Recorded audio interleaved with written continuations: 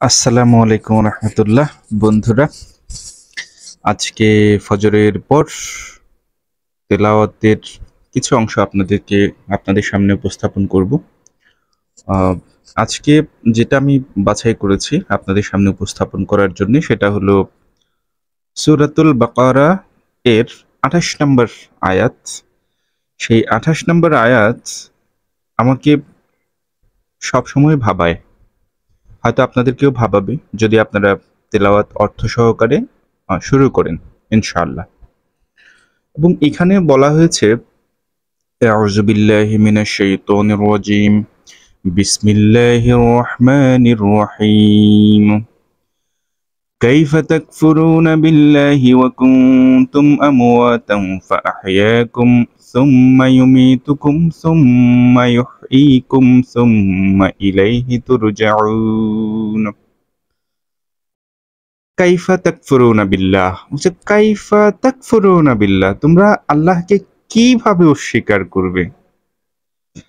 তোমরা মহান রবকে, তোমাদের সৃষ্টিকর্তাকে কিভাবে অস্বীকার করবে? ওয়াকুনতুম আমওয়াতান, বলে অথচ তোমরা তো ছিলে মৃত, তোমাদের কোনো অস্তিত্বই ছিল না, তোমাদের পৃথিবীতে আসার কোনো কথাই ছিল না, তোমরা কিভাবে সৃষ্টি হবে সেটার কোনো চিন্তা ভাবনাও ছিল না। মানে কোনো সিম্বল থাকে না একটা জিনিসের, সেই সিম্বলই ছিল না, তোমরা তো মৃত ছিলে, অস্তিত্বহীন। ফাআহইয়াকুম, কিন্তু তিনি তোমাদেরকে জীবন দিয়েছেন, তোমাদের রব, তোমাদের সৃষ্টিকর্তা তোমাদেরকে জীবন দিয়েছেন। সুম্মা ইউমীতুকুম, আবার তোমাদেরকে মৃত্যু দেবেন।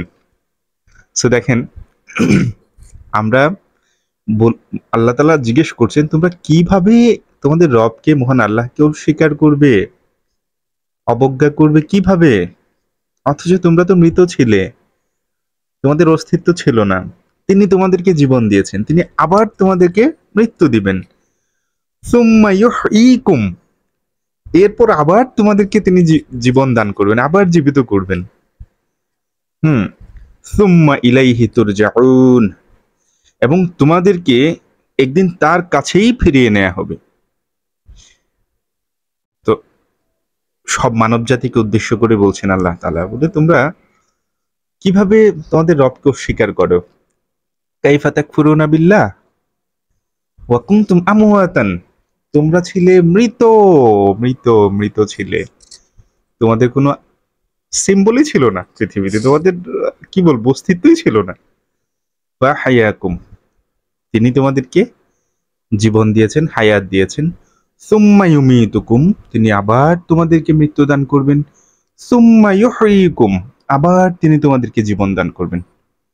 সুম্মা ইলাইহি তুরজাউন, তার দিকেই একদিন তোমাদের সবাইকে ফিরিয়ে নেওয়া হবে।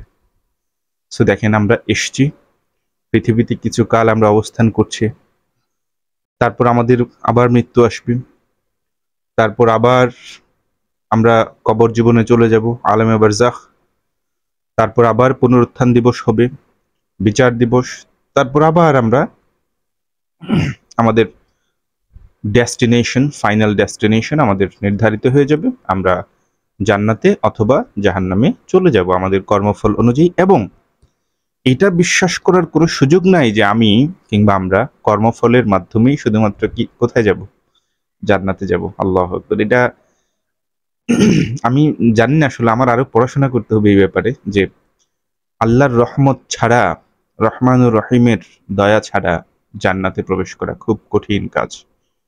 কিভাবে কঠিন কাজ সেটা আমি ভাবি, এই যে আমাদের চোখের দৃষ্টিশক্তি, হ্যাঁ, চোখের দৃষ্টিশক্তি বাদ দেন, এই যে আপনার জিহ্বার যে টেস্ট, যে আপনি জিহ্বাতে কিছু একটা দিলে আপনি টের পান যেটা লবণাক্ত নাকি তিতা নাকি কি টক, তাই না? এই যে এই পাওয়ারটার শুকরিয়া যদি আদায় করতে হয়, এই টেস্টিং পাওয়ার যেটা আমাদেরকে আল্লাহ তাআলা দিয়েছেন, পুরো শরীর বাদ দিই, পুরো অস্তিত্ব বাদ দিই আমাদের, হ্যাঁ, শুধুমাত্র জিহ্বার যে টেস্টিং পাওয়ারটা, সেটার শুকরিয়া যদি আমরা সারা জীবন আদায় করে থাকি, তাও কিন্তু আমরা আদায় করতে সক্ষম হব না। সুতরাং আমরা কিভাবে বলবো, আমরা তো অক্ষম, আমরা কিভাবে বলবো আমরা আমাদের আমলের মাধ্যমে জান্নাতে চলে যাব? আমাদেরকে আল্লাহ এত এত এত অফুরন্ত নিয়ামত দিয়েছেন, যেটার আমরা একটা নিয়ামতের শুকরিয়া আদায় করতে করতে সারা জীবন না, এরকম আরো কয়েক শত জীবন দিলেও হবে না, আদায় হবে না। এই যে আমরা অক্সিজেন গ্রহণ করি, সারা জীবন যে অক্সিজেনগুলো গ্রহণ করি, সেটার চিন্তা করুন না। এই নিয়ামতের শুকরিয়া কি আমরা সারা জীবন আদায় করে শেষ করতে পারবো? মনে হয় না পারবো। সুতরাং আমরা কিভাবে বলবো যে আমাদের আমলের মাধ্যমে আমরা জান্নাতে চলে যাব? আমাদের রব, আমাদের ইলাহ রহমানুর রহিম, মালিক ইয়াউমিদ্দিন, বিচার দিনের মালিক। সো আমরা যারা বিশ্বাস করি, গায়েবে বিশ্বাস করি, অদৃশ্যে বিশ্বাস স্থাপন করি, আমরা আমাদের রহমানুর রহিমের কাছে এটা আশা আশা করছি যে আমরা তার রহমত এর ভাগীদার হব ইনশাআল্লাহ। সো সবাই সবার প্রতি অনুরোধ থাকবে, ফজরের পরে প্রতিদিন অবশ্যই অন্তত 2, 3, 4, 5 আয়াত হলেও অর্থ সহকারে কোরআন তেলাওয়াত করবেন এবং দারুণ দারুণ বিষয়গুলো জানবেন, যা সরাসরি আপনার রবের পক্ষ থেকে পৃথিবীতে এসেছে হযরত মুহাম্মদ মুস্তাফা সাল্লাল্লাহু আলাইহি ওয়াসাল্লামের মাধ্যমে। সবাই ভালো থাকুন, সুস্থ থাকুন। আসসালামু আলাইকুম।